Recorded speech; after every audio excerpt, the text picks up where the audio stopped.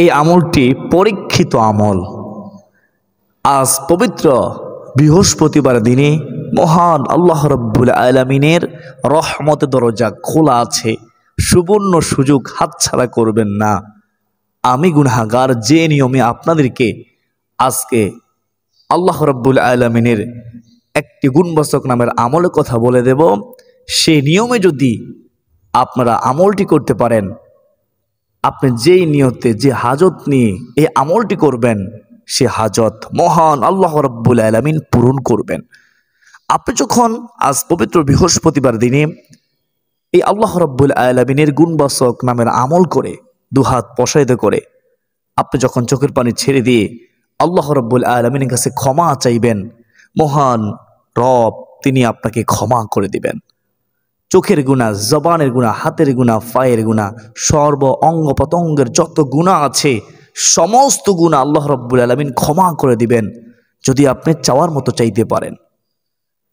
এই আমলটি এতই দামি আমল যে আপনি যদি আল্লাহ রাব্বুল আলামিনের এই গুণবাচক নামের আমল করে আল্লাহ তাআলার কাছে রিজিক চান, বিশ্বাস করুন তিনি রজ্জাক, রিজিক দাতা। সেই মহান রব আপনাকে রিজিক দিবে, অভাব দূর করে দেবে, কষ্ট দূর করে দেবে, বিপদ আপদ দূর করে দেবে। আপনার যত আশা আছে সমস্ত আশা আমার নবীজি বলেছেন পূরণ করবে। যা দোয়া করবেন তাই পাবেন ইনশাআল্লাহ। ওই নারী পুরুষ কতই না ভাগ্যবান, যেই নারী পুরুষ এই আল্লাহ তাআলা গুণবাচক নামের আমল করে আল্লাহ তাআলার কাছে দোয়া করে। প্রিয় দিনদার মুসলমান ভাই ও বোনেরা, যদি আপনারা জানতে চান, শিখতে চান কিভাবে পবিত্র বৃহস্পতিবার দিনে এই আল্লাহ তাআলার গুণবাচক নামের আমল করবেন, তাহলে আজকের এই গুরুত্বপূর্ণ আলোচনাটি শুরু থেকে শেষ পর্যন্ত মনোযোগ সহকারে শুনতে হবে।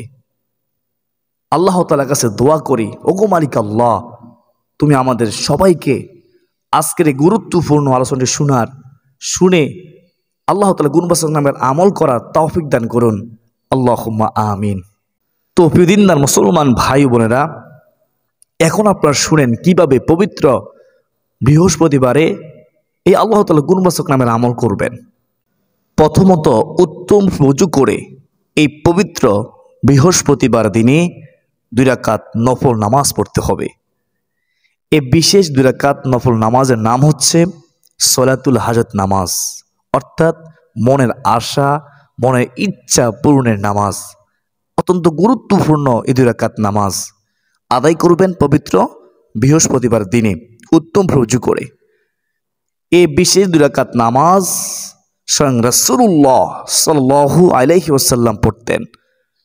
যখনই রাসূলুল্লাহ সাল্লাল্লাহু আলাইহি ওয়াসাল্লামের বিশেষ কিছুর প্রয়োজন হতো, তিনি উত্তম ওযু করে এই বিশেষ 2 রাকাত নামাজের মাধ্যমে মহান আল্লাহ তাআলার কাছে সাহায্য চাইত। সুবহানাল্লাহ।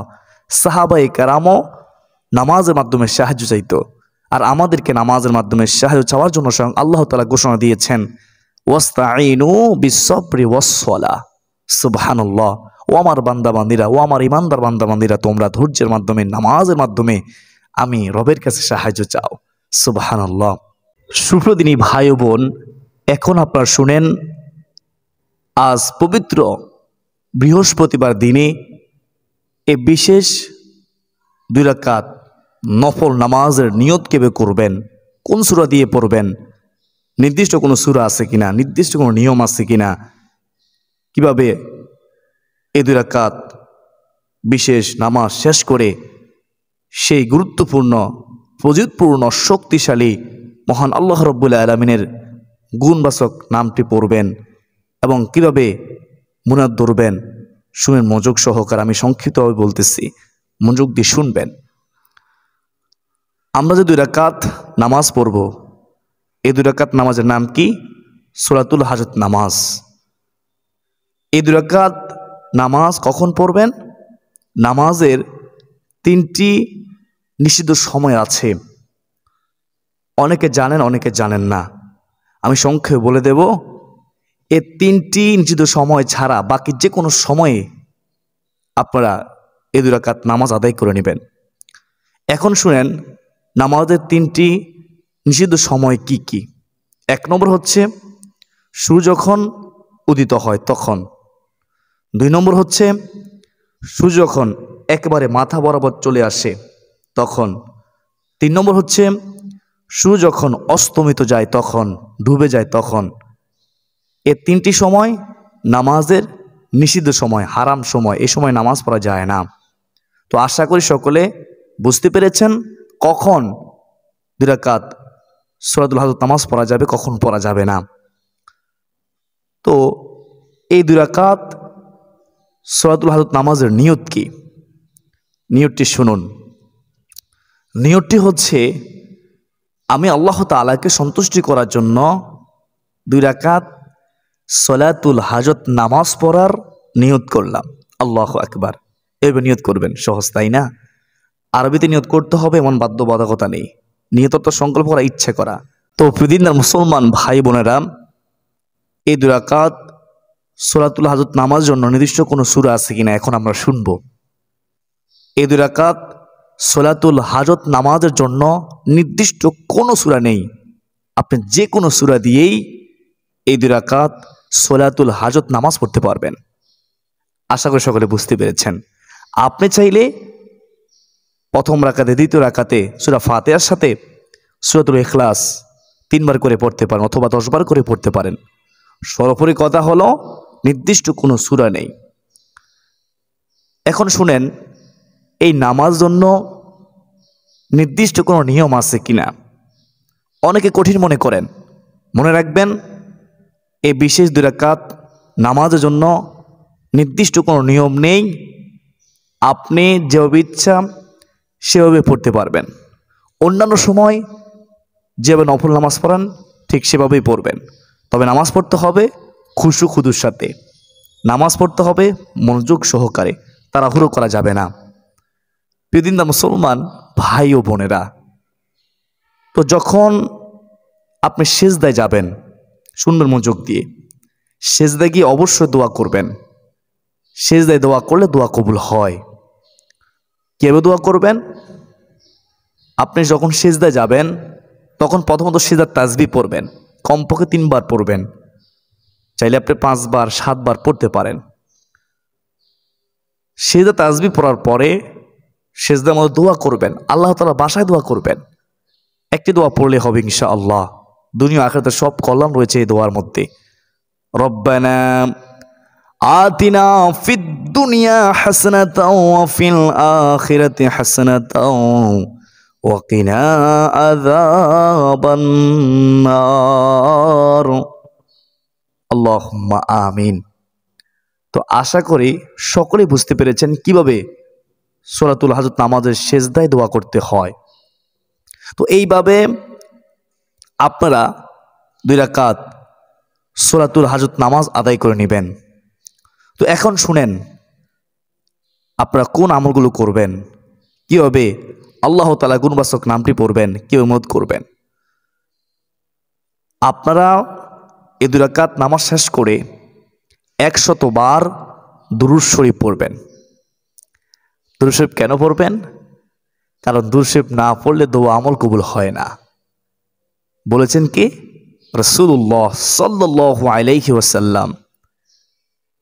দোয়া ও আমল ঝুলন্ত অবস্থায় থাকে। তো আমাদের প্রত্যেকের উচিত মুহাব্বতের সাথে, সম্মানের সাথে দুরূদ শরীফ পড়া। সাল্লাল্লাহু আলাইহি ওয়াসাল্লাম, সাল্লাল্লাহু আলাইহি ওয়াসাল্লাম, সাল্লাল্লাহু আলাইহি ওয়াসাল্লাম। এই ছোট্ট দুরূদ শরীফটি পড়লেও হবে। আপনি চাইলে অন্য যে কোনো দুরূদ শরীফ পড়তে পারেন। তো 100 বার দুরূদ শরীফ পড়ার পরে আপনারা আস্তাগফিরুল্লাহ, আস্তাগফিরুল্লাহ, আস্তাগফিরুল্লাহ এই ছোট্ট ইস্তিগফারটি পড়তে বেশিক্ষণ সময় লাগবে না, 100 বার পড়বেন।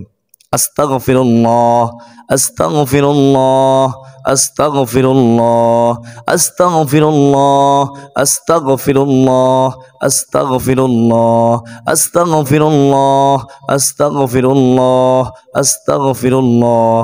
বেশিক্ষণ সময় লাগবে না, একটাবার আমলটা করেই দেখেন। তো ইস্তিগফার পড়ার পরে তারপরে আপনি মহান আল্লাহ রাব্বুল আলামিনের গুণবাচক নামটি পড়বেন। সে গুণবাচক নামটি কি? নামটি হচ্ছে ইয়া যাল জালালি ওয়াল ইকরাম। এখন আপনি বলতে পারেন আমরা তো এই নামটি পারি, তো কেন পড়েন না? আপনাদের কাছে আমার প্রশ্ন, কেন পড়েন না? আপনি কি জানেন শয়তান আপনাকে ধোঁকা দিয়ে, ওয়াসওয়াসা দিয়ে, কুমন্ত্রণা দিয়ে মহান আল্লাহ রাব্বুল আলামিনের এই গুণবাচক নাম পড়া থেকে গাফিল করে দিচ্ছে? কেন দিচ্ছে জানেন? কারণ শয়তান তো জানে যে রাসূলুল্লাহ সাল্লাল্লাহু আলাইহি ওয়াসাল্লাম বলেছেন এই নাম পড়ে, ইসমে আজম পড়ে আল্লাহ রাব্বুল আলামিনের কাছে যা চাওয়া হবে তাই আল্লাহ তাআলা দান করবেন। এটা শয়তান কিন্তু বুঝে, অথচ আমরা বোঝার চেষ্টা করি না। তো যাই হোক, শয়তান ধোঁকায় পড়বেন না। শুনুন মনোযোগ দিয়ে, এই নামটি আপনারা 10 বার পড়বেন।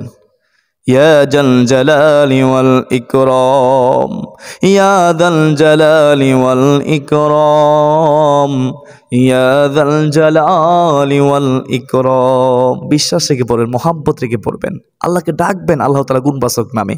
আল্লাহ তাআলা অনেক খুশি হয় যখন কোনো বান্দাবান্দি আল্লাহ তাআলা গুণবাচক নামে ডাকে। সুবহানাল্লাহ। ইয়া যাল জালালি ওয়াল ইকরাম, ইয়া যাল জালালি ওয়াল ইকরাম, ফাদউনি আস্তাজিব লাকুম। আমার আল্লাহ বলে তোমরা আমাকে ডাকো, আমি তোমাদের ডাকে সাড়া দেব। সুবহানাল্লাহ।